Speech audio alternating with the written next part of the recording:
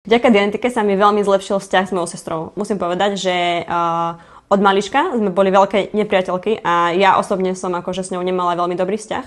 Aj keď mi to bolo ľúto, lebo som chcela mať dobrý vzťah so svojimi súrodencami. A skúšala som rôzne veci, ale nič mi v podstate nefungovalo, aby som ten vzťah zlepšila.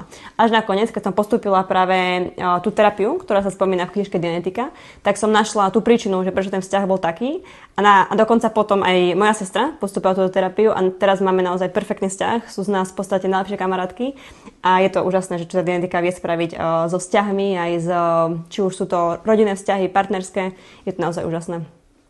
A tiež musím povedať, že vďaka genetike som našla skvelého partnera, už je to teraz môj snúbenec a tento rok bude mať svadbu, takže je to naozaj úžasné, že keď tí ľudia dajú preč všetky také tie zábrany alebo veci, ktoré ich brzdia, prekážky, problémy, tak naozaj sa na tých ostatných ľudí dívajú inak a sú ochotní viacej pomáhať, hej, že už tam nie je nejaké predsudky.